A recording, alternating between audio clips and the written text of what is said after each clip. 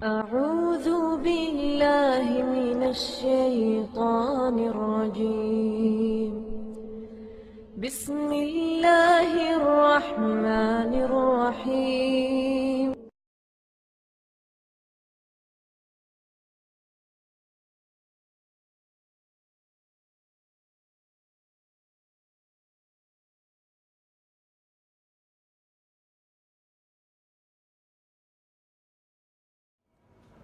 إن الحمد لله نحمده ونستعينه ونستغفره ونعوذ بالله من شرور أنفسنا ومن سيئات أعمالنا من يهده الله فلا مضل له ومن يضلل فلا هادي له وأشهد أن لا إله إلا الله وحده لا شريك له وأشهد أن محمدا عبده ورسوله أما بعد فإن خير الحديث كتاب الله وخير الهدي هدي محمد صلى الله عليه وسلم وشر الأمور محدثاتها وكل محدثة بدعة وكل بدعة ضلالة وكل ضلالة في النار. رب اشرح لي صدري ويسر لي أمري واحلل عقدة من لساني يفقهوا قولي. رب اعوذ بک من همزات الشیاطین واعوذ بک رب ان یحضرون. اعوذ باللہ السمیع العلیم من الشیطان الرجیم. یا ایہا الذین آمنوا لا تاکلوا اموالکم بینکم بالباطل الا ان تکون تجارة عن تراض منکم ولا تقتلوا انفسکم ان اللہ کان بکم رحیما.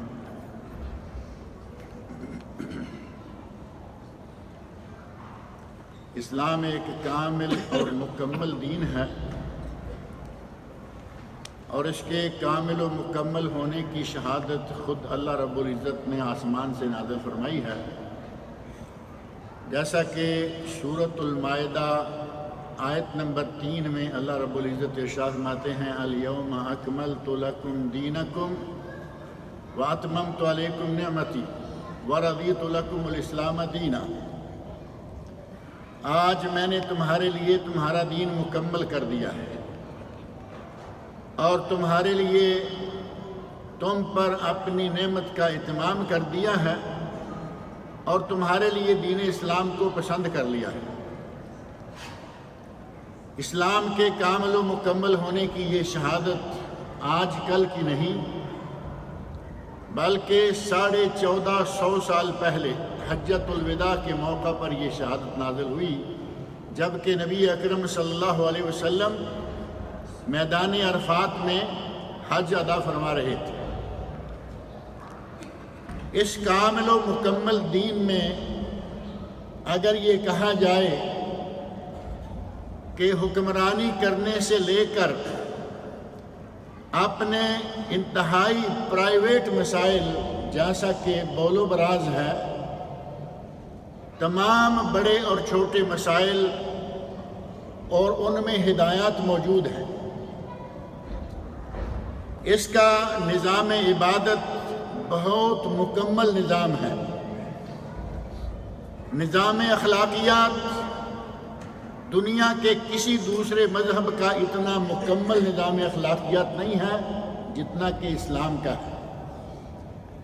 اسی طرح نظام سیاست، نظام معیشت، زندگی کے کسی بھی شعبے کو لے لیں ہر شعبے میں مکمل تعلیمات موجود ہیں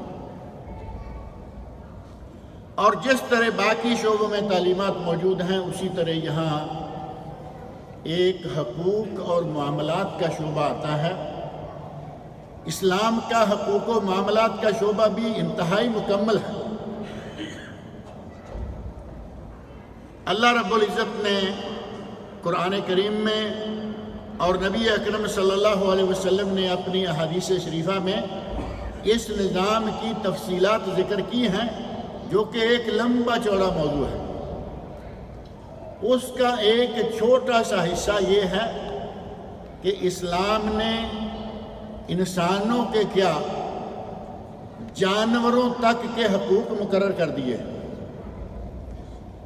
جانوروں کے حقوق بھی طے ہیں. اگر آپ ان واقعات پر ایک سرسری نظر ڈالیں جو نبی اکرم صلی اللہ علیہ وسلم کی حیات طیبہ سے تعلق رکھتے ہیں۔ چڑیا کے بارے میں نبی صلی اللہ علیہ وسلم کی تعلیمات موجود ہیں۔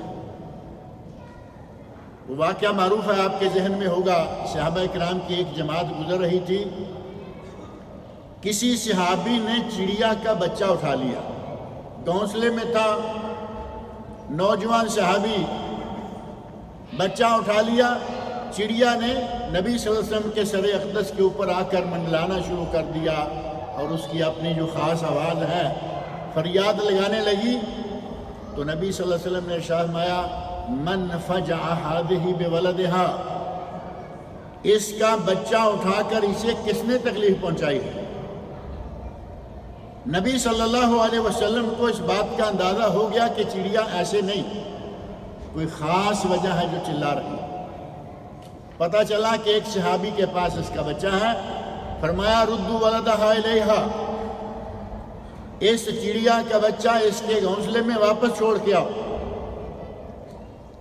جس دین میں چڑیا کے بارے میں ہدایت موجود ہے کہ ان کو بلا وجہ اذیت پہنچانا جائز نہیں ہے، گزرتے ہوئے دیکھا کہ چیونٹیوں کا ایک گراؤندہ ہے، اس میں کسی نے آگ لگا رکھی ہے۔ چیونٹیوں کا گراؤندہ تو معروف ہے نا، زمین میں سے مٹی نکال کر اوپر اٹھا کے وہ بڑے بڑے ڈھیر لگا دیتی ہیں، بلکہ یوں کہیں کہ چھوٹے چھوٹے پہاڑ بنا دیتی ہیں، اور جن زمیندار جو ہیں ان کے لیے کافی ساری جگہ جو ہے وہ رک جاتی ہے۔ کسی نے اس میں آگ لگائی ہوئی تھی، نبی اکرم صلی اللہ علیہ وسلم کی نگاہ مبارک پڑی، اپنے صحابہ رضی اللہ عنہم کو اکٹھے کیا اور فرمایا لا ينبغي لأحد ان يعذب بالنار الا رب النار، کسی کے لیے یہ روا نہیں ہے کہ وہ آگ کے ساتھ کسی جاندار کو سزا دے، یہ حق صرف اس کا ہے جو آگ کا مالک ہے، بنانے والا ہے، اللہ رب العزت کا حق ہے۔ چڑیا کے حقوق طے کر دیے، چیونٹیوں کے حقوق طے کر دیے، اور اونٹ کا معاملہ ہے، کتنے معاملات ہیں کتب حدیث میں موجود ہیں کہ نبی اکرم صلی اللہ علیہ وسلم نے انسان تو بعد کی بات ہے جانوروں کے حقوق بھی مقرر کر دیے۔ انسانوں میں سے مومن اور مسلمان تو بہت ہی قیمتی چیز ہے، نبی صلی اللہ علیہ وسلم نے تو کافروں کے حقوق بھی مقرر کر دیے۔ میدان جنگ، جس میدان میں مجاہد کے ہاتھ میں تلوار ہے، دل میں ایمان مکمل طور پر بھرا ہوا ہے، اور اس کے سامنے دشمن بھیڑ بکری کی طرح ہے، کاٹتا چلا جا رہا ہے، نبی اکرم صلی اللہ علیہ وسلم نے میدان جنگ میں ایک عورت کی لاش پڑی ہوئی دیکھی تو ارشاد فرمایا کہ میدان جنگ ہی کیوں نہ ہو، عورتوں کو قتل کرنا، بوڑھوں کو قتل کرنا، غیر مسلموں کے رہنماؤں کو قتل کرنا اور بچوں کو قتل کرنا منع ہے، الا یہ کہ کوئی عورت تلوار لے کر میدان میں باقاعدہ اپنی طرف سے سپاہی بن کے آئی ہوئی ہو تو اس کو قتل کیا جا سکتا ہے۔ اب آپ اندازہ کریں کہ جہاں جانوروں کے حقوق مقرر ہیں، پرندوں کے حقوق مقرر ہیں، مسلمان تو مسلمان، کافروں کے حقوق مقرر ہیں، وہاں کیا مومنوں مسلمانوں کے حقوق طے نہیں ہوں گے؟ حقوق و معاملات کا نظام اسلام کا بڑا مکمل نظام ہے، اور انہی حقوق میں سے ایک حق ہے آجر اور اجیر سے تعلق رکھنے والا، مالک اور خادم، مالک اور نوکر، آقا اور غلام سے تعلق رکھنے والا، کہ ہمارے بڑے لوگوں کے یہاں ہمارے حقوق کیا ہیں۔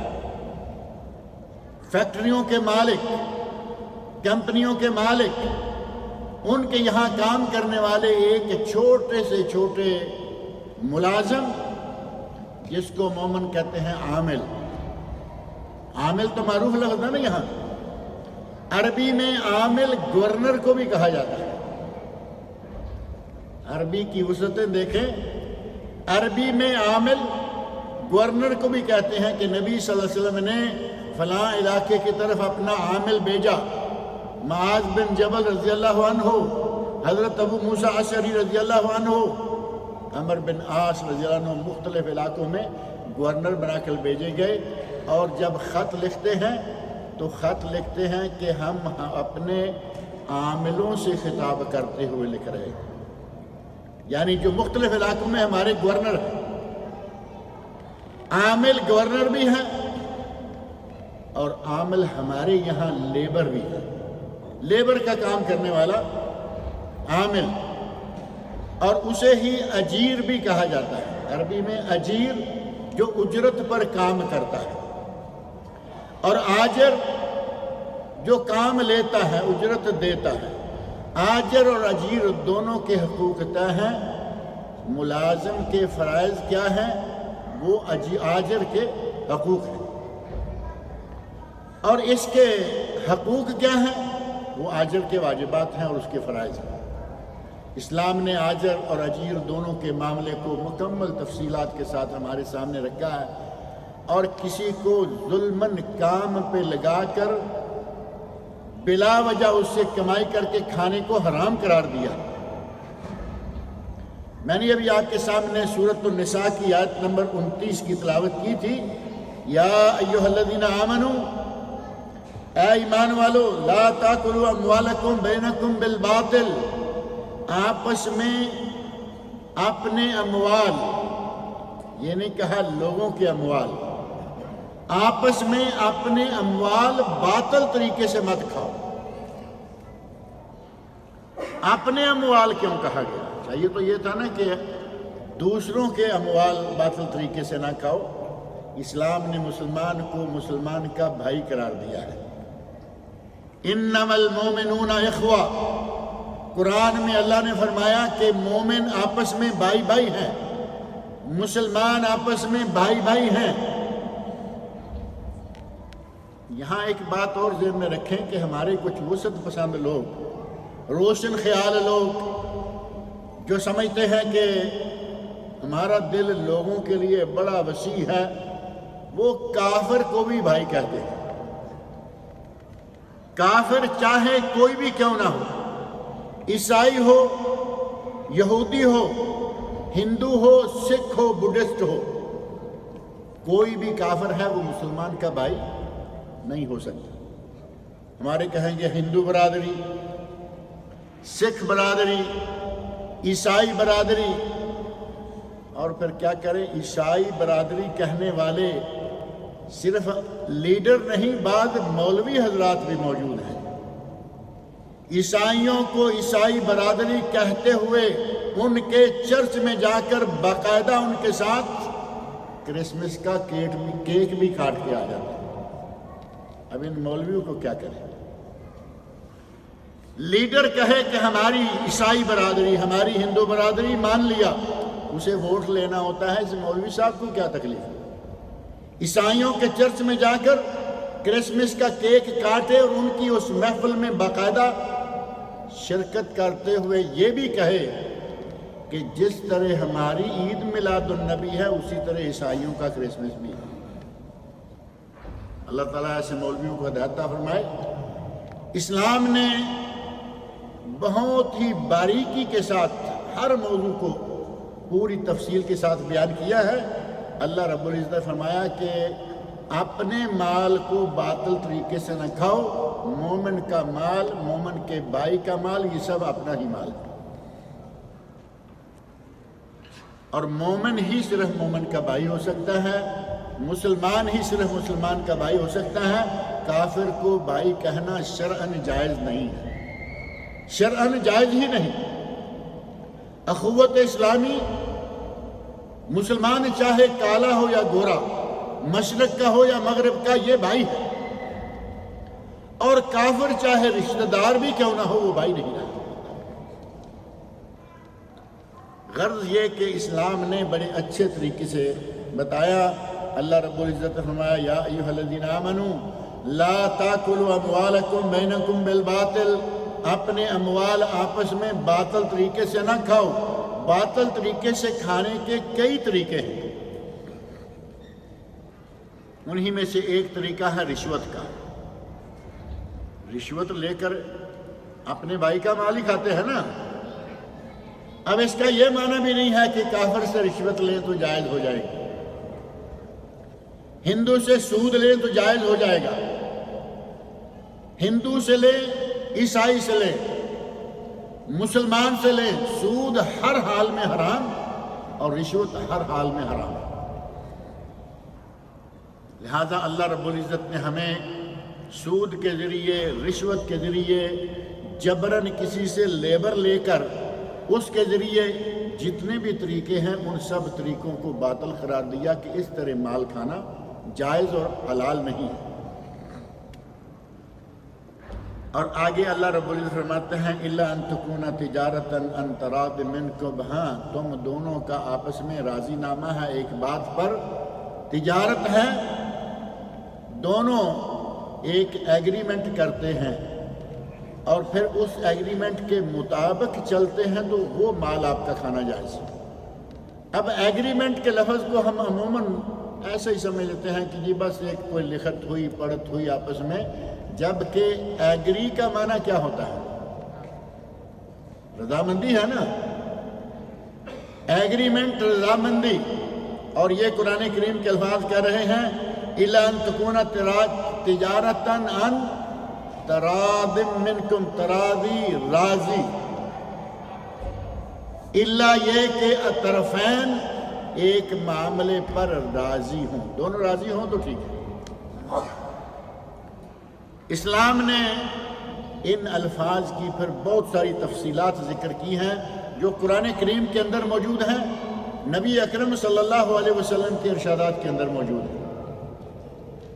ناجائز طریقے سے مال کھانے کے جتنے بھی انداز ہیں ہمارے یہاں، ان میں سے ایک انداز بڑا معروف یہ ہے کہ ہم بچوں سے بھیک مانگنے والوں کا کام کرواتے ہیں۔ اب یہ یہاں بھی ہے وہاں بھی ہے، اب یہ نہیں ہے کہ یہ صرف ہمارے ملک میں ہے، پاکستان، انڈیا، بنگلہ دیش، اور آپ کو کچھ لوگ یہاں بھی ملیں گے سعودی عرب کے اندر، خلیج کے اندر، بڑے عجیب انداز سے ان سے بھیک منگوائی جاتی ہے۔ بچہ اٹھایا ہوا ہے، آپ دیکھیں گے کبھی کبھی مسجدوں میں اعلان ہو جاتا ہے بچہ اٹھایا ہوا ہے، بچہ یقیناً اپاہج ہے، لیکن یہ جس نے اٹھایا ہوا ہے یقیناً اس کا بچہ بھی نہیں ہے۔ ایک باقاعدہ فرم ہے، ایک سمجھ لیں کہ باقاعدہ کمپنی ہے جنہوں نے اس طرح بچے اٹھائے ہوئے ہیں، ان کو باقاعدہ ٹریننگ دی گئی ہوتی ہے، اور کچھ لوگ ہیں وہ چھوٹے موٹے اپاہج ہیں لیکن وہ اپنے لیے نہیں، وہ بھی کہیں ان کی ڈور کسی اور کے ہاتھ میں ہے۔ چھوٹی عمر کے بچوں کو ان کے گھروں سے، یہاں تو وہ ممکن نہیں ہے لیکن ہمارے ملکوں میں تو بچوں کو اٹھا کے لے کے دوسرے علاقے میں جا کے بھیک مانگنے پر لگا دیے، بچوں کو اٹھایا جاتا ہے، انہیں جان بوجھ کر معذور کیا جاتا ہے۔ بچہ اٹھا لیا، دوسرے علاقے میں لے گئے، پاؤں کاٹ دیا، ہاتھ کاٹ دیا، ایک آنکھ نکال دی، یہ کر دیا وہ کر دیا، اور اس کے بعد اسے ٹریننگ دی اور اس کو باقاعدہ بھیک مانگنے پر لگا دیا، اور وہ بھیک جو ہے اس نے اپنا ذریعہ روزگار بنا رکھی۔ اور ایسے سراغ ملے، ایسی رپورٹیں آئیں کہ ایک ایک آدمی کے پاس 100 150 200 50 80 90 آدمی ہیں، بچے ہیں جو یہی کام کر رہے ہیں۔ شہر کا پورا علاقہ اس نے اپنے کنٹرول میں رکھا ہوا ہے، خود گاڑیوں میں گھوم رہے ہیں، خود گاڑیوں میں گھوم رہے ہیں، اور مختلف چوکوں پر جا کر دیکھتے ہیں کہ ہماری لیبر کام کر رہی ہے یا نہیں۔ اللہ رب العزت نے اس قسم کے سارے پیسے کو حرام قرار دیا ہے۔ کسی پر ظلم کر کے، کسی پر جبر کر کے آپ اس کے نتیجے میں جو آنے والی کمائی ہے اس کو کھائیں گے، اللہ رب العزت نے اس کو باطل قرار دیا کہ یہ ناجائز ہے اور سراسر باطل ہے، اور باطل طریقے سے آپس میں اپنے اموال کو کھانے کی دوسری شکل ہے جسے ہم عامل کہہ رہے ہیں یا لیبر کہہ رہے ہیں۔ لیبر کے ساتھ ایگریمنٹ کیا، اور آپ کے علم میں سب کے علم میں ہے کہ ایگریمنٹ دو ہوتے ہیں۔ ایک ایگریمنٹ باہر کے ملک میں ہوتا ہے، پاکستان میں ہوا، انڈیا میں ہوا، بنگلہ دیش میں ہوا، جس بھی ملک میں ہوا جہاں سے یہ ویزا لے کے آدمی آ رہا ہے، ایک ایگریمنٹ وہاں ہوا ہے، اور ایک ایگریمنٹ یہاں آ کے اقامہ بنانے سے پہلے پھر ہوتا ہے۔ آپ کے تو علم میں ہوگی نہیں یہ بات۔ جو وہاں ایگریمنٹ ہوا ہے اس پہ کچھ اور لکھا ہوا ہے۔ مثال کے طور پر جو ایگریمنٹ باہر کے ملک میں ہوا اس میں لکھا ہوا ہے کہ یہ انجینئر ہے، اس کو 10,000 ریال تنخواہ دی جائے گی ماہانہ، کار دی جائے گی، رہائش دی جائے گی، یہ دیا جائے گا، وہ دیا جائے گا، اور ایک یہاں آنے کے بعد ایگریمنٹ ہوتا ہے، اس ایگریمنٹ میں کچھ اور ہی لکھا ہوا ہوتا ہے۔ اور بعض وجوہات کی بنا پر مجبوراً اس ایگریمنٹ میں بھی جو کچھ لکھا ہوا ہے وہ لیبر لا سے کم نہیں ہو سکتا، لیکن اصلاً جو تنخواہ دی جا رہی ہے وہ اس ایگریمنٹ کے برابر بھی نہیں ہے۔ اسے مین پاور سپلائی کے نام سے دوسرے کے ہاتھ چڑھا دیا، سامنے والی کمپنی سے اس کا 15,000 20,000 ریال مہینہ لے رہے ہیں، اس کو پاکستان میں انڈیا میں ایگریمنٹ کرتے وقت 10,000 کہا گیا، یہاں آئے 8-7,000 لکھا، اور جب دینے کی باری آئی تو 5,000 مہینہ دے رہے ہیں۔ اس کی کمائی کما کر یہ جتنا بھی لا کر دے رہا ہے اس کے حقوق سلب کیے جا رہے ہیں۔ یہ کمائی اس آدمی کے لیے سراسر حرام ہوگی جس نے اپنے ایگریمنٹ پر بھی پورا اترتے ہوئے اس کو پوری تنخواہ نہیں دی۔ ایک شکل یہ ہے کہ کام زیادہ لیں اور تنخواہ کم دیں، اسلام نے اس کو بھی جائز قرار نہیں دیا۔ ان تراض منکم، اگر لیبر بھی راضی ہے، مالک بھی راضی ہے، اوکے، اور اگر صرف مالک ہی راضی ہے، لیبر بیچارہ مجبور ہے، پریشان حال ہے، اسے معلوم ہے کہ یہی کام اگر میں آزاد کرتا ہوں تو مجھے اتنا پیسہ ملے گا، وہ کبھی بھی یہ کام نہیں کرتا، لیکن وہ مجبور ہے، اس کا اقامہ اس نام سے ہے، اس کی اسپانسرشپ اس نام سے ہے، اس کا یہ اس نام سے ہے۔ اسلام نے اس طرح کی دغے بازیاں، دھوکے بازیاں، لکھنا کچھ کرنا کچھ، ہمارے کیا کہتے ہیں، دکھانا بایاں اور مارنا دایاں، یہ وہ مثال بنی ہوئی ہے۔ اسلام اس طرح کے کاروبار کو جائز قرار نہیں دیتا، اور اس طریقے سے کمائے ہوئے پیسے کو جائز قرار نہیں دیتا۔ یہ اجیر کا حق مارنے والی بات ہے، مزدور کی مزدوری کھانا زبردستی، یہ ظلم ہے۔ نبی اکرم صلی اللہ علیہ وسلم نے مزدور کی مزدوری کھانے کو ظلم قرار دیا، اور نبی اکرم صلی اللہ علیہ وسلم ارشاد فرماتے ہیں، اللہ رب العزت ارشاد فرماتا ہے، ثلاثۃ انا خصمہم،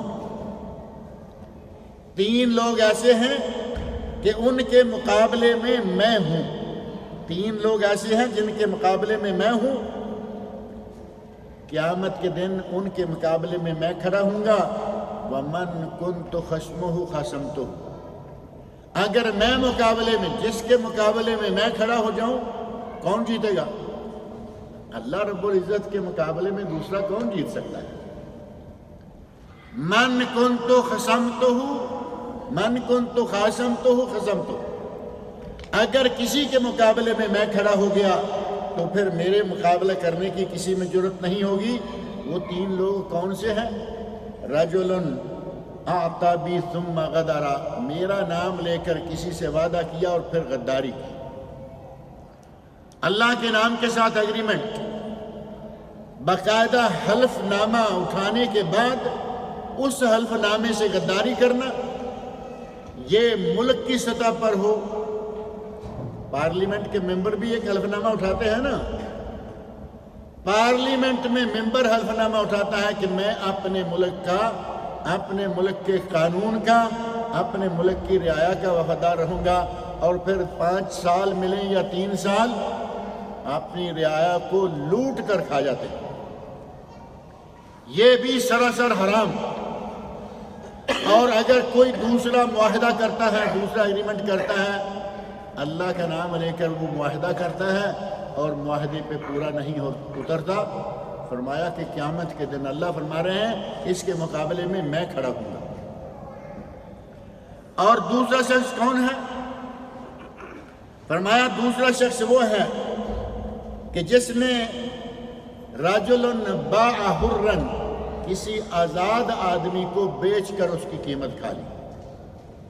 یہ آزاد آدمی کو بیچنے اور اس کی قیمت کھانے کی ایک شکل ہمارے جو گلی گلی میں مین پاور سپلائی کے آفس کھلے ہوئے ہیں نا، جن کی اوپر نہ کوئی ختام ہے، نہ وسام ہے، نہ کوئی باغ ہے، نہ ڈور ہے، ایسے ہی آفس کھولا، راہ چلتے آدمی کو کہا کہ آؤ میں کام دلاتا ہوں، یہ بھی ان آزاد لوگوں کو بیچ بیچ کر کھاتے ہیں۔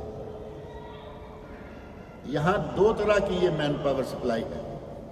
ایک مین پاور سپلائی یہ ہے کہ آدمی ملک سے لایا، ویزا دیا، ملک سے لایا، اقامہ بنوایا، تنخواہ طے ہے، رہائش، کام آگے ملے نہ ملے وہ باقاعدہ تنخواہ لے رہا ہے، اور جب کام ملتا ہے تو جس طرح ایگریمنٹ ہے اس کے مطابق اس کو اس کی گنجائش نکلتی ہے۔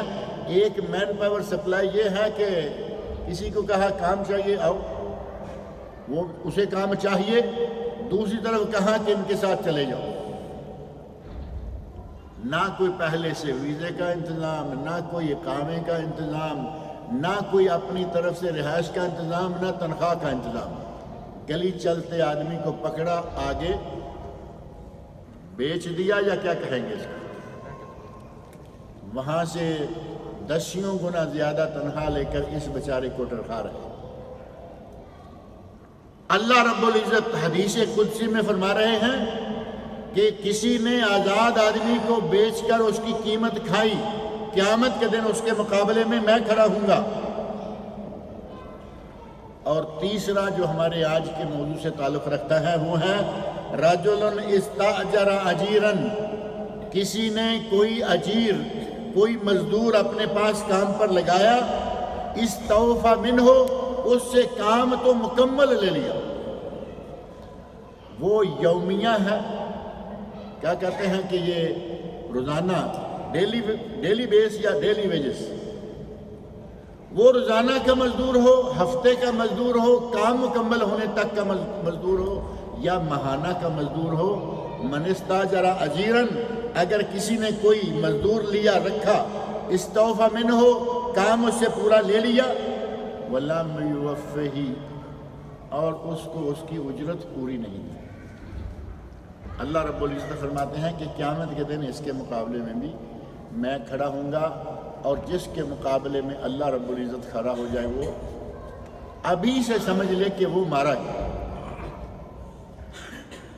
اسلام نے مزدور کی، عامل کی، ملازم کی کتنی طرفداری کی ہے۔ اللہ رب العزت خود کھڑے کہ میں اگر کوئی مزدور پر ظلم کرتا ہے تو اس سے حساب میں لوں گا، اور جب اللہ رب العزت کسی کے مقابلے میں کھڑے ہوتے ہیں تو اس کا معنی یہ نہیں ہے کہ وہ عام سا حساب ہو، عام سا تو دوسروں کا ہوگا، مزدور پر ظلم کرنے کے لیے جو آدمی بڑھتا ہے اللہ رب العزت اس کا حساب بہت ہی سخت لے گا۔ نبی اکرم صلی اللہ علیہ وسلم کی حدیث میں ارشاد فرماتے ہیں اخوانکم خولکم تحت ایدیکم، یہ بھی تو تمہارے بھائی ہیں، اللہ نے ان کو تمہارے ہاتھوں کے نیچے تمہارے زیر دست کر دیا، تمہارے غلام اور تمہارے کام کرنے والے تمہاری لیبر بنا دیا، یہ بھی انسان ہے، تو بھی انسان ہے۔ اللہ رب العزت اور نبی اکرم صلی اللہ علیہ وسلم کس بہترین انداز سے یہ سمجھا رہے ہیں کہ یہ بھی انسان، تو بھی انسان، اللہ نے تجھ پر رحم فرمایا، دولت دے دی، اس بیچارے کو تیرے ساتھ کام کرنے والا مزدور بنا دیا، اگر اللہ نے تم پر رحم کیا ہے تو اس کا خیال کر۔ اپنے گھر میں کام کرنے والا ڈرائیور ہو، گھر میں کام کرنے والی کوئی ہاؤس میڈ ہو، یا آپ کی کمپنی میں کام کرنے والے عام لیبر کے لوگ ہیں، نبی اکرم صلی اللہ علیہ وسلم ارشاد فرماتے ہیں ان کا حق یہ ہے فَلْيُطْعِمْهُ مِمَّا يَأْكُلُ، مالک کو چاہیے کہ جو خود کھائے وہ گھر میں کام کرنے والوں کو بھی کھلائے۔ نبی اکرم صلی اللہ علیہ وسلم فرماتے ہیں کہ کچن میں کام کرنے والا کک، آج تو کچن میں بھی بڑی آسانیاں آ گئیں، کچن بھی بڑے اسپیشل قسم کے آ گئے، لیکن اگر لکڑی جلا کر، گائے بھینس کا گوبر جلا کر کھانا پکانا ہو، گرمی کا موسم ہو، تو آپ سمجھ سکتے ہیں کہ کتنی مشقت ہے۔ اور نبی اکرم صلی اللہ علیہ وسلم رحمت للعالمین تھے، آپ فرماتے ہیں کہ آگ کا سینک وہ سہے، تمہارے لیے کھانا گرمی ہو یا سردی ہو وہ تیار کرے، اور تم اپنے سامنے کھانا رکھ کے اس کو ایسے دھتکار دو کہ جاؤ، اور وہ بیچارہ کوئی روکھا سوکھا کھا کے اپنا پیٹ پالے؟ نہیں، اطعمہ فَلْيُطْعِمْهُ مِمَّا يَأْكُلُ، جو کھانا وہ کھاتا ہے اس میں سے اپنے مزدور کو کھلاؤ۔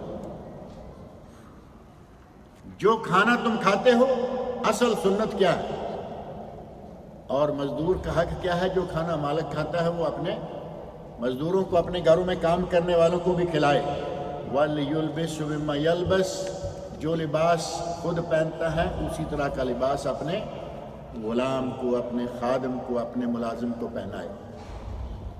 صحابہ کرام میں سے بعض ایسی مثالیں ملتی ہیں کہ وہ ایک کپڑا اکٹھا ڈبل خریدتے ہیں، آدھا اپنے لیے آدھا اپنے غلام کے لیے، ایک ہی کپڑا۔ یہ نہیں ہے کہ یہ 20-25 ریال میٹر ہے یہ میرا، اور یہ 2.5-3 ریال میٹر ہے یہ میرے غلام کا، نہیں، ایک ہی کپڑا خریدا، آدھا مالک کے لیے آدھا اس کے غلام کے لیے، نوکر کے لیے۔ اس حد تک نبی صلی اللہ علیہ وسلم کے فرمان کی ان لوگوں نے اپنے اوپر فرمانروائی سمجھی کہ جیسا خود پہنتے ہو ویسا اپنے لوگوں کو پہناؤ، اور فرمایا وَلَا تُكَلِّفُوهُمْ مَا يَغْلِبُهُمْ، انہیں کسی ایسے کام پر نہ لگاؤ جو ان کی طاقت سے زیادہ ہے، وہ بیچارے ہلکان ہوئے جا رہے ہیں اور تمہارا کام چل رہا ہے۔ فَإِن كَلَّفْتُمُوهُمْ فَأَعِينُوهُمْ، اگر کبھی کوئی کام ایسا ہے کہ وہ اس کی طاقت سے تھوڑا زیادہ ہے، کرنا بھی ضروری ہے، نبی صلی اللہ علیہ وسلم فرماتے ہیں کہ اس کے ساتھ خود بھی لگ کے اس کا تعاون کرو۔ اب مالک یا آجر اور اجیر یا مزدور، اگر یہ دونوں اکٹھے کام کریں گے تو مالک کو بھی پتہ چلے گا کہ میں نے کون سے کام کرنے کے لیے اپنے غلام کو یا نوکر کو مقرر کیا ہے۔ نبی اکرم صلی اللہ علیہ وسلم نے مزدور کی کتنی حمایت کی، مزدور کے لیے کتنا بہترین نظام دیا، جیسا کھاؤ مزدور کو کھلاؤ، جیسا کہ پہنو اپنے گھر میں کام کرنے والے لوگوں کو پہناؤ۔ صحیح بخاری اور صحیح مسلم میں یہ حدیث موجود ہے، اور نبی اکرم صلی اللہ علیہ وسلم کے ارشادات کی روشنی میں ملازمین ہیں، لیبر ہیں، اگر ان سے وقت سے زیادہ کام لیتے ہو تو ان کو اوور ٹائم بھی دو۔ اب یہ مسئلہ ہمارے یہاں وہاں ہر جگہ موجود ہے۔ کمپنی لے کے آتی ہے 8 گھنٹے ڈیوٹی ہوگی، اور کمپنی 12 گھنٹے ڈیوٹی لیتی ہے اور کوئی اوور ٹائم بھی نہیں۔ ظلم ہے یا نہیں؟ پہلی بات یہ کہ قرآن کریم کی سورہ نساء کی آیت نمبر 29 تراضٍ منکم، اس میں نہیں ہے، یہ دونوں آپس میں راضی نہیں۔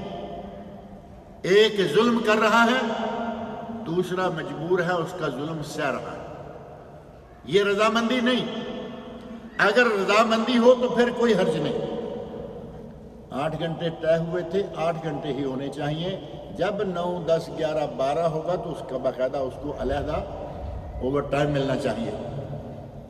ایک ظلم یہ کہ ٹائم زیادہ تنخواہ تھوڑی، اور اس سے بڑا ظلم یہ کہ کام لے رہے ہیں اور تنخواہ نہیں دے رہے۔ یہ بھی تو ہے یا نہیں؟ پہلے بہت کم ہوتا تھا، نظر نہیں آتا تھا، ان دنوں تو یہ بہت نظر آ رہا ہے۔ ایک مہینہ لیٹ ہو گیا کوئی بات نہیں، اگلے مہینے سے 2 مہینے لیٹ ہو گیا کوئی بات نہیں۔ یہاں تو ایسی مثالیں اب مل رہی ہیں کہ 6 مہینے، 8 مہینے، سال کی تنخواہیں رکی ہوئی ہیں۔ جن کے گھر کا چولہا اس آدمی کی تنخواہ سے چلتا ہے وہ کیا کریں گے؟ یہ انتہائی ظلم ہے۔ نبی اکرم صلی اللہ علیہ وسلم نے، سنن ابن ماجہ میں حدیث ہے، آپ ارشاد فرماتے ہیں آت الاجیر اجرہ قبل ان یجف عرق، آت الاجیر اجرہ قبل ان یجف عرقہ، مزدور کو مزدوری اس کا پسینہ خشک ہونے سے پہلے دے دو۔ پسینہ خشک کب ہوگا؟ کام کیا، فارغ ہو گئے، اس نے ہاتھ دھوئے، کپڑے بدلے، پسینہ نکل گیا، تنخواہ مل گئی۔ اگر یہ ڈیلی ویجز والا ہے تو شام کو کام ختم کرنے کے ساتھ ہی اس کو تنخواہ دے دو، مزدوری دے دو۔ اگر یہ منتھلی والا ہے، مہینہ مکمل ہو، اب مہینہ مکمل ہونے پر 1 دن لگ جائے گا، 2 دن لگ جائیں گے پسینہ خشک ہونے میں، 3 دن لگ جائیں گے۔ اب یہ تو نہیں کہ پورا مہینہ ہی گزر گیا اور مزدور بیچارے کا پسینہ خشک نہیں ہو رہا، دوسرا مہینہ بھی گزر گیا، مزدور کا پسینہ خشک نہیں ہو رہا، تیسرا مہینہ آ گیا، مزدور کا پسینہ خشک نہیں ہو رہا۔ یہ کہاں کی بات ہے؟ ایسا نہیں۔ اگر آپ نے لیٹ کرنا ہے تھوڑا بہتا کوئی بات نہیں، یہ گنجائش ہے کہ آدمی 1 مہینے والے آدمی کو 2 دن بعد، 3 دن بعد، کبھی بعد کمپنی ایسی ہیں وہ باقاعدہ بتا دیتی ہیں کہ بھائی 1 سے لے کے 4 تاریخ تک کوئی بات نہیں۔ لیکن اتنا ظلم، پورا مہینہ گزر گیا، اگلا بھی گزر گیا، اس سے اگلا بھی گزر گیا، اور اب تو بعض جگہ انتہا ہو چکی ہے۔ نبی اکرم صلی اللہ علیہ وسلم نے ایسا کرنے سے سختی سے منع فرمایا، مزدور کا پسینہ خشک ہونے سے پہلے اس کی تنخواہ دے دو۔ اور مزدور کے ان مالی حقوق کے علاوہ کچھ اس کے اخلاقی حقوق بھی ہیں، جن میں سے ایک حق یہ ہے کہ مزدور کے ساتھ حسن سلوک کیا جائے۔ اس کے انسان ہونے کے حوالے سے جو اس کا انسانی حق ہے کہ آدمی حسن اخلاق سے پیش آئے، وہ بھی حق مکمل کیا جائے، جبکہ اس حق میں بھی بہت زیادہ کمی کوتاہی ہوتی ہے۔ بڑے عہدوں پر کام کرنے والے جو ہیں وہ تو عموماً بچے رہتے ہیں، لیکن جیسے جیسے عہدہ چھوٹا ہوتا ہے اور مزدور تک آتے آتے تو بات یہاں تک پہنچ جاتی ہے کہ باقاعدہ گالی گلوچ کرتے ہیں۔ کام لینے والے کام کرنے والوں کو گالیاں بکتے ہیں، اور بعض وہ ہیں کہ وہ ہاتھ بھی چھوڑتے ہیں، مارتے بھی ہیں۔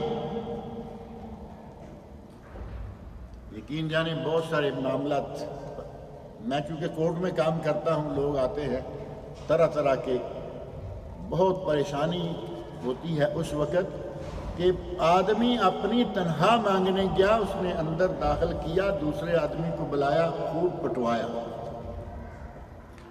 تنخواہ مانگنے پر پیٹا جا رہا ہے، تنخواہ مانگنے پر گالی گلوچ کیا جاتا ہے۔ اسلام ایسا نہیں چاہتا، وہ انسان ہے، اس کے ساتھ حسن سلوک سے پیش آؤ۔ اگر تنخواہ میں لیٹ فیٹ ہے، انسان نے آپ کو، اللہ رب العزت نے زبان دے رکھی ہے، بھائی کوئی بات نہیں، کل دے دیں گے، پرسوں دے دیں گے۔ اگلے دن کل پرسوں آیا تو گالیاں دینا شروع کر دیا، پھر اگلے کل پرسوں آیا تو پکڑ کے مروانا شروع کر دیا۔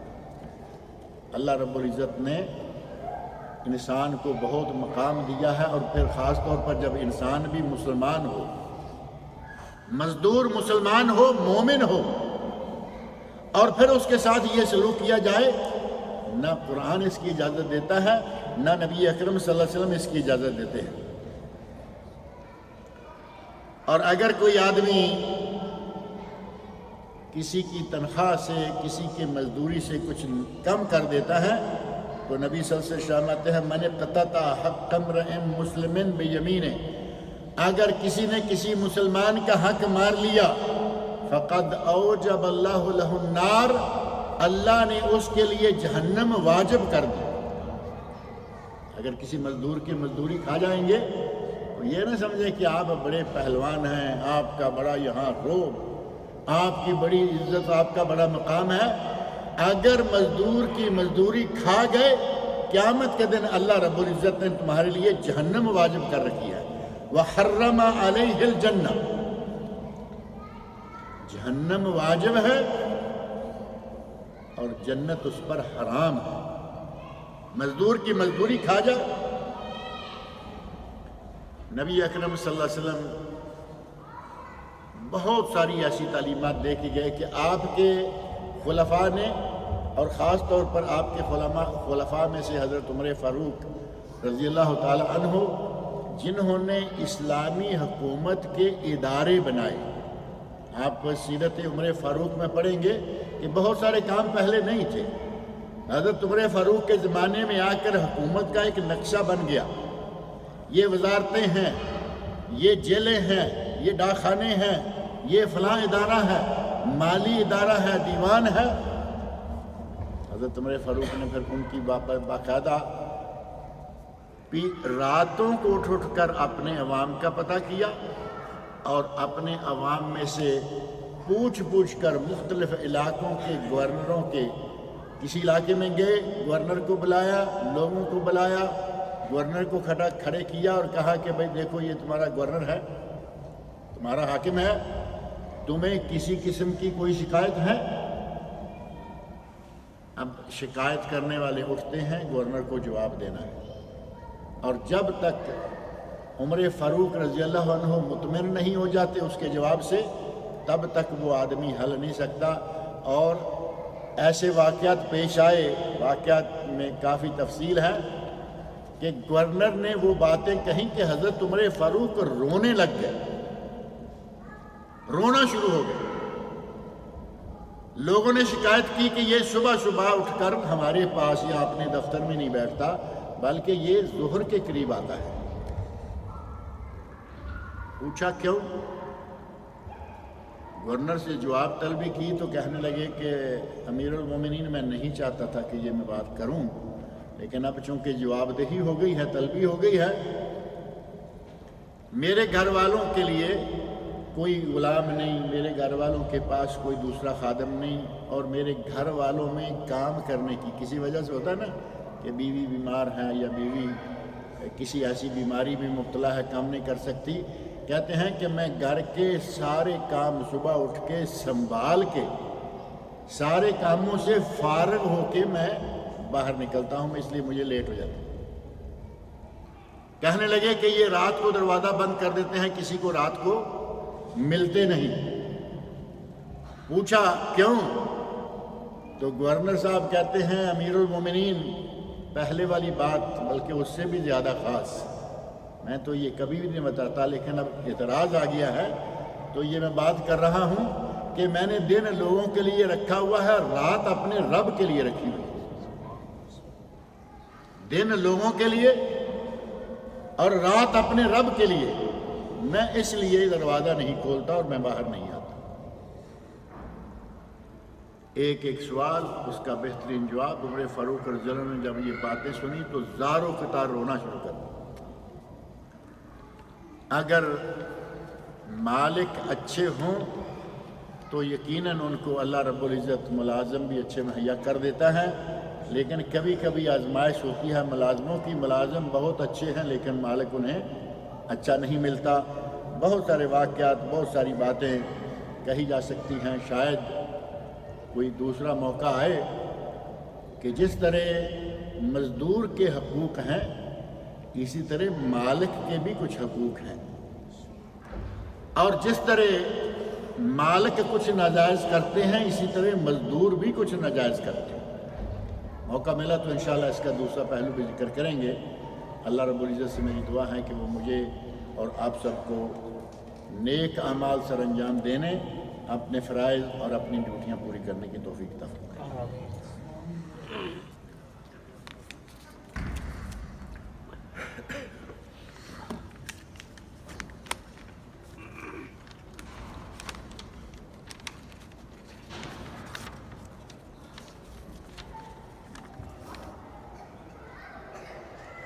کسی نے لکھا ہے کہ بیٹی کا عقیقہ نہیں کیا تھا، اس وقت کی مالی مجبوری کی وجہ سے اب بیٹی جوان ہو گئی ہے، کیا اب کر سکتے ہیں اور کوئی کفارہ بھی ہے؟ کفارہ یہی ہے کہ اس کا عقیقہ کر دیں، ایک جانور ذبح کرے اور وہ اللہ کی راہ میں تقسیم کر دیں، اپنے خود گھر میں بھی کھائیں۔ کئی لوگ پریشان ہو جاتے ہیں عقیقے کا گوشت بچے کے ماں باپ بھی کھائیں یا نہ کھائیں۔ میں کہتا ہوں ماں باپ کا کیا گناہ ہے؟ اللہ نے ان کو بچہ دیا، وہی اپنی جیب سے پیسہ خرچ کر رہے ہیں، قربانی دے رہے ہیں، عقیقے کا جانور ذبح کر رہے ہیں، وہ کیوں نہ کھائیں؟ ماں باپ بھی کھائیں اور اپنے دوست و احباب کو بھی کھلائیں اور غریبوں، مسکینوں، فقیروں، محتاجوں کو بھی کھلائیں۔ ہمارے ایک یہاں بھائی ہیں، جمعہ پڑھتے ہیں ہمارے ساتھ ہی عموماً،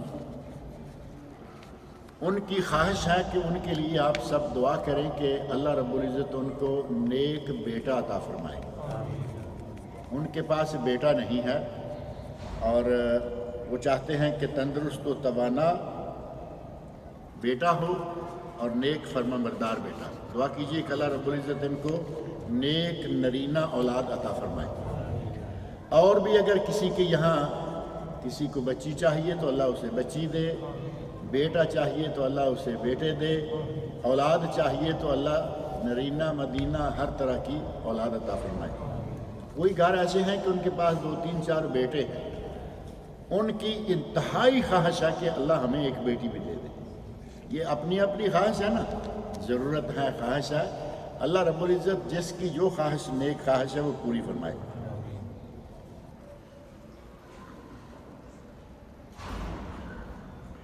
کیا فون پر اور پتہ نہیں شاپ میں اذان ہوتی ہے، کیا اس کا جواب دینا ضروری ہے؟ کیا پتہ نہیں کہ یہ اذان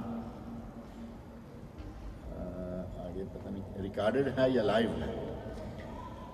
اذان جو آپ لائیو سن رہے ہیں اپنی مسجد کی، اپنے محلے کی مسجد کی، اس کا تو جواب دینا چاہیے یقیناً، لیکن جو اذان گھڑیوں سے، موبائلوں سے، مختلف جگہوں سے ہوتی ہے، اس کا جواب دینا واجب نہیں بنتا۔ آپ کا جی چاہے دیں، نہ چاہے نہ دیں، کیونکہ وہ واقعی ریکارڈڈ ہوتی ہے۔ اب موبائل میں لائیو کہاں سے آئے گی؟ ریکارڈڈ ہے، ریکارڈ چل جاتا ہے وقت پر، لیکن جہاں تک آپ کی اپنی مسجد کی اذان کا تعلق ہے اس کا جواب دینا ضروری ہے۔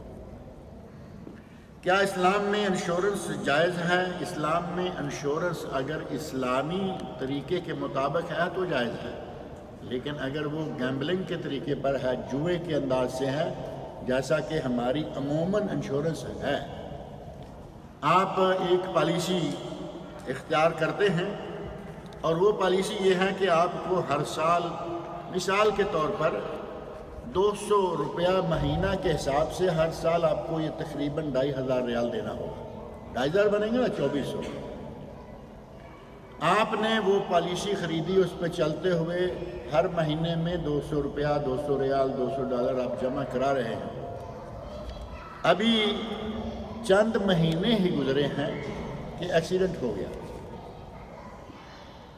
اب جو پالیسی لکھی ہوئی ہے اس کے حساب سے اس مرنے والے، اگر مر گیا تو مرنے والے کے گھر والوں کو اتنے لاکھ روپے، پاؤنڈ، ریال دینا ہوں گے۔ اسلام میں اس طرح کے سودے جائز نہیں ہیں۔ جوا ہے یا نہیں؟ پھر کھلا اگر انشورنس اس جوئے کے انداز کی ہے تو وہ حرام ہے، ناجائز ہے، لیکن اگر جائز اسلامی انداز سے ہے، اور یہ کوئی انہونی بات نہیں ہے کہ انشورنس اسلامی بھی ہو، بینک اسلامی ہے یا نہیں؟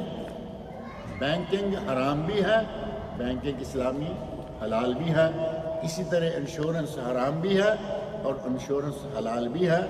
اسلامک بینک جو یہاں سعودی عرب میں ہے، البینک الاسلامی، اس نام سے، Saudi Arab Jeddah, UAE Dubai, Sudan Khartoum, Bahrain Manama اور پاکستان کراچی، ان شہروں کا مجھے معلوم ہے کہ یہاں البینک الاسلامی کی برانچیں ہیں اور ان کی اسلامک انشورنس کمپنی ہے.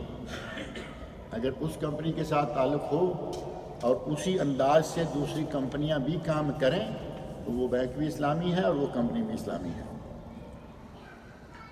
جمعہ کی نماز کے خطبے کے دوران مسجد میں داخل ہوئے، خطبہ ابھی شروع ہوا ہے اور مسجد میں داخل ہو کر ابھی 2 رکعت نماز تحیۃ المسجد بھی پڑھنا ہے.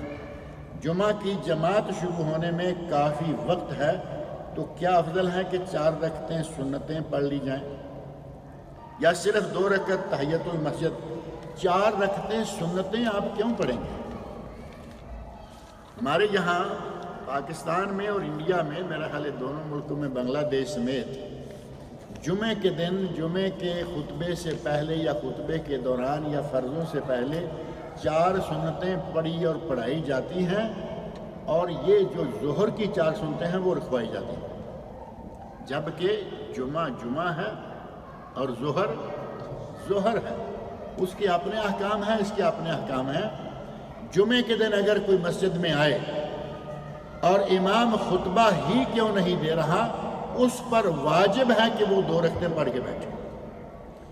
اس کے علاوہ کوئی واجب نہیں، نہ 4 نہ 6 نہ 8 نہ 10، صرف 2 رکعتیں.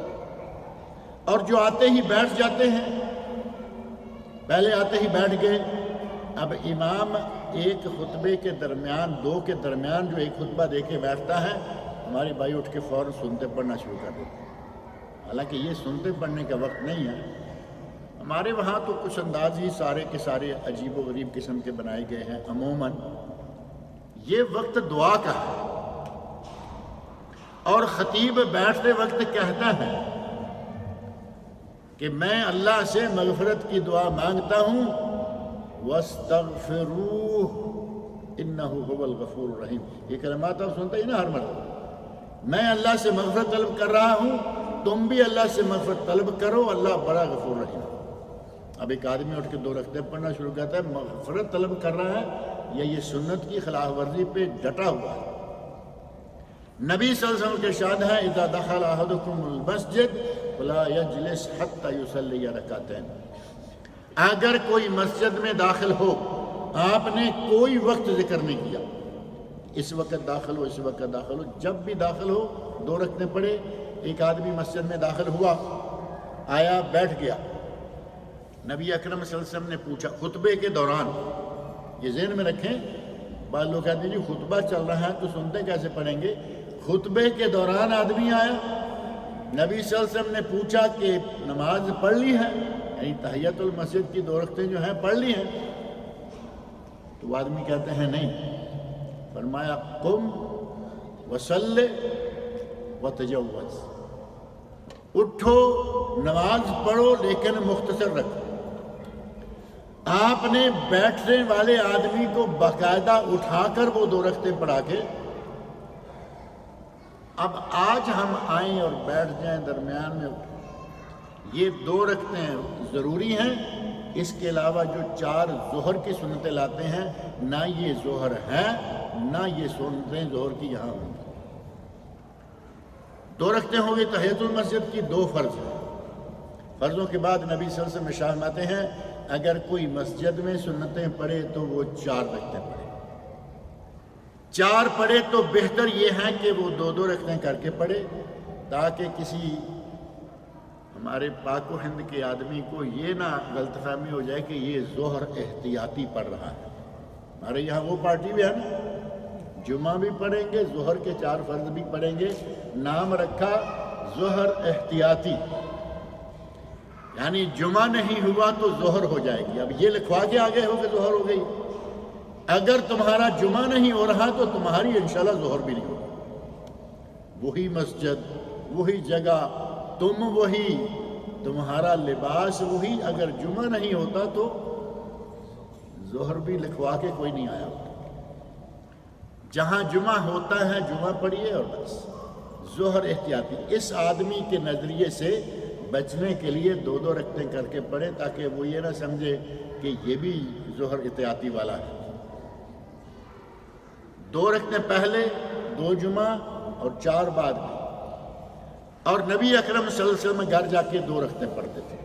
اس کا معنی یہ ہوا کہ اگر آپ فرض پڑھ کے نکل گئے، گھر میں جا کے 2 رکعتیں پڑھ لے کافی ہیں، مسجد میں 4 پڑھیں، گھر میں 2 پڑھیں، اور اگر کوئی مسجد میں 2 ہی پڑھ کے چلا جاتا ہے تو انشاءاللہ اس کی نماز مکمل ہے۔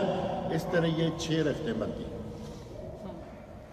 اب 6 رکعتیں کھینچ تان کے ہمارے پاکستان انڈیا میں اور لائی جاتی ہیں تاکہ ظہر کی 12 رکعتوں کی طرح ہی جمعے کی بھی 12 رکعتیں بن جائے۔ ان میں سے 2 رکعتوں کے عوض خطبہ رکھا جاتا ہے۔